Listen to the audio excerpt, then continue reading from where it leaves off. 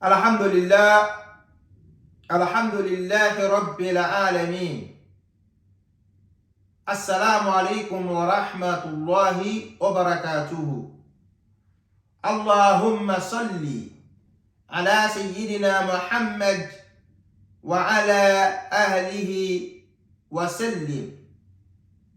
Allahumma salli ala sayyidina Muhammad وعلى أهله وأصحابه وذريته وسلم.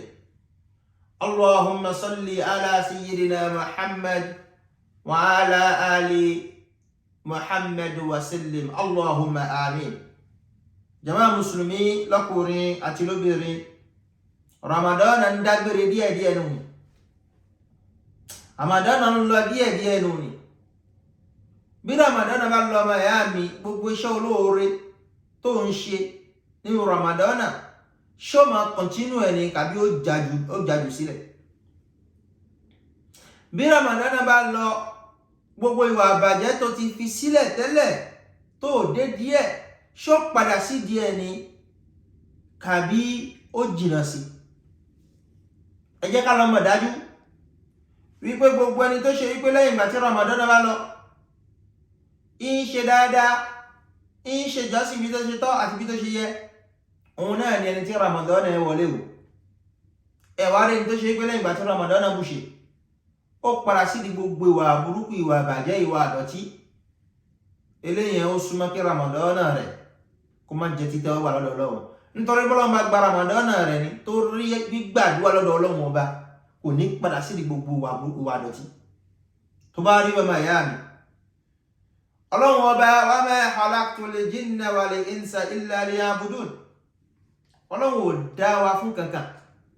Ìbá jáde jẹ̀mí, ìbá jẹ́ èèyàn, Ọlọ́run ò dá wa fún kankan àfi kékeré ní ká jọ́sìn fọ́lọ́run ọba. Gbogbo ìjọsìn tá ń ṣe ní Ramadan, bàbá ní agbára gbogbo látòkèdélẹ̀ ká máa mójútó lẹ́yìn Ramadan. Ìbá jẹ́ àwẹ̀ gbígbà ni, àwọn àwẹ̀ súnà ń bẹ.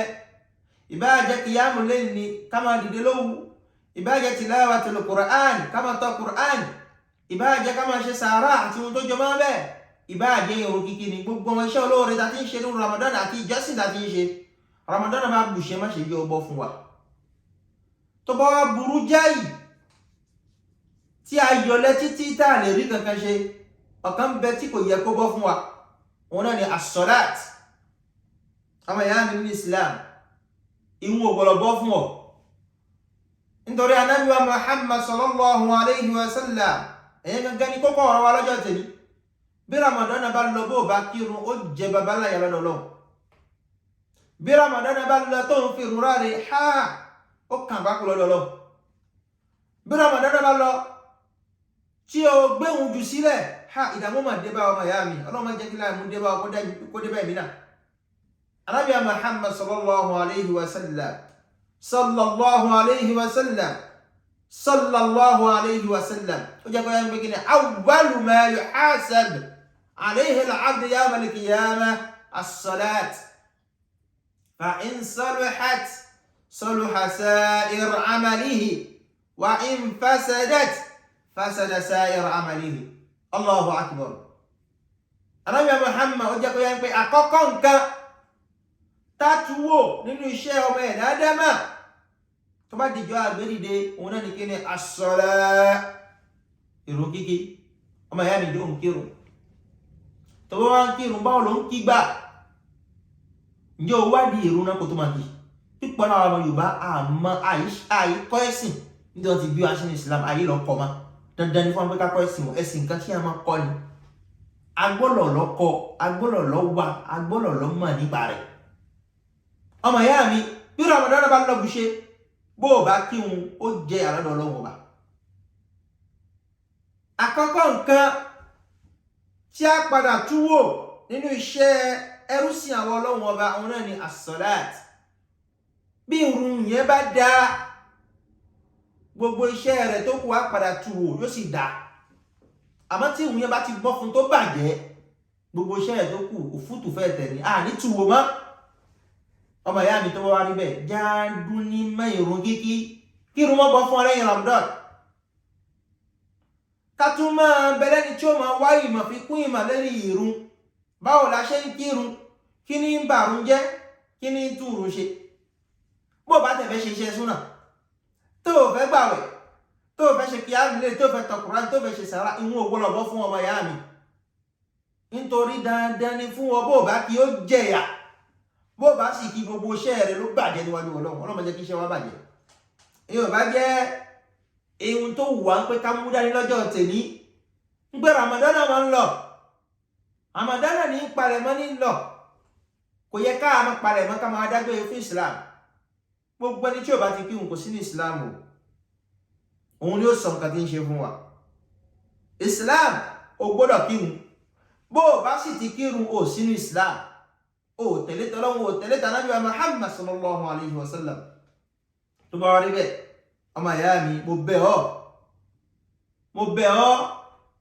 Ọlọ́run bá ló ní ọ́, ló ní mí, ló ní ẹ̀mí wa, ló ní gbogbo ohun tí a padà dà nínú ayé. Kí ló wá dé táà ní kírun fọ́lọ́run ọba? Ọ̀rọ̀ ọ̀yàn ní fún wa, ẹja mójútó. Ìyẹn gangan ni ohun tí a ní kí a bára wa sọ lọ́jọ́ ọ̀tẹ̀ ní. Ọlọ́run kó jẹ́ kó rọrùn fún wa insha Allah. Chers frères et sœurs en islam, le Ramadan est en train de tendre vers sa fin.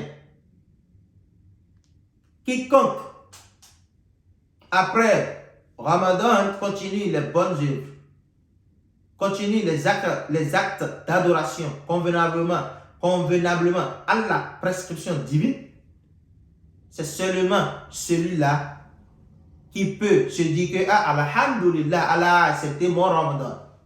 Mais quiconque après le Ramadan se détourne et commence par végéter dans les péchés, qui retourne à ses anciennes habitudes, celui-là peut déjà se dire que son Ramadan n'a pas été accepté par Allah.